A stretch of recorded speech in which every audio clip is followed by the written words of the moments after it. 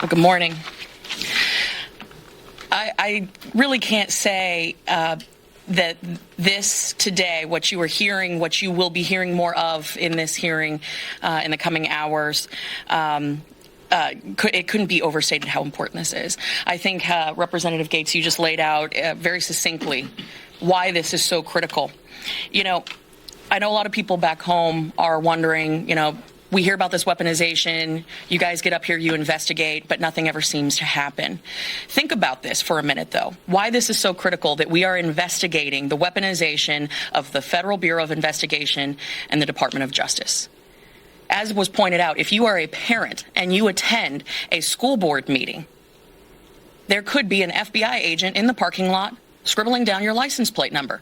This is not a conspiracy theory. This is actually testimony that these brave whistleblowers have given us.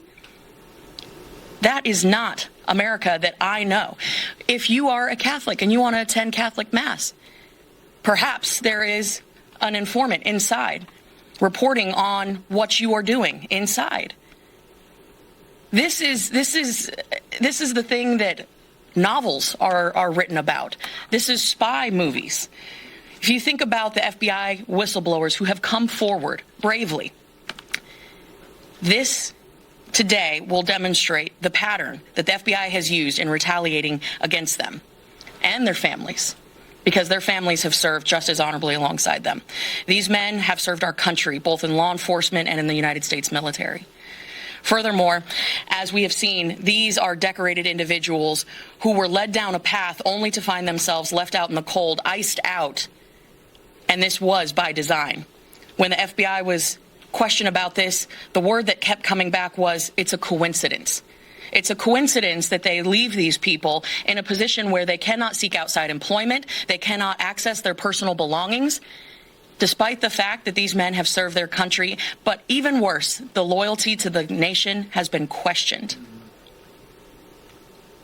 This is truly the weaponization of government. Whether you are the President of the United States, as we have seen in the Durham report, whether or not you are a parent concerned about your child's education, whether you are just someone who wants to go to Mass, you could find yourself a target of the FBI.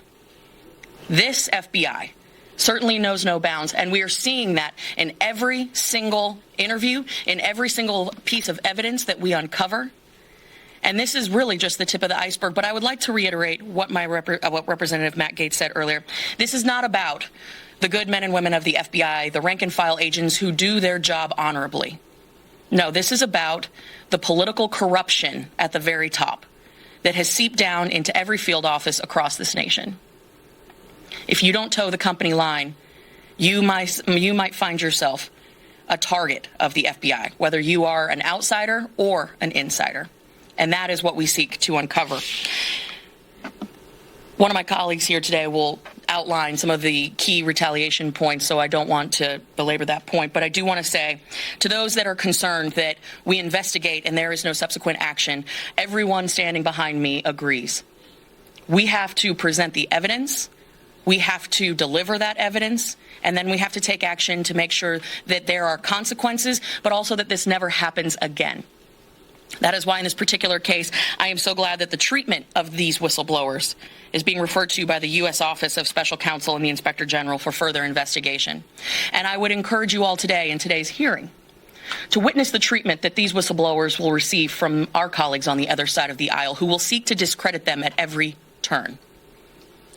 I would like you to keep in mind the contrast during the January 6th testimony of how their whistleblowers were treated. With that, I'd like to turn it over to my colleague from the great state of Wyoming, Representative Harriet Hageman.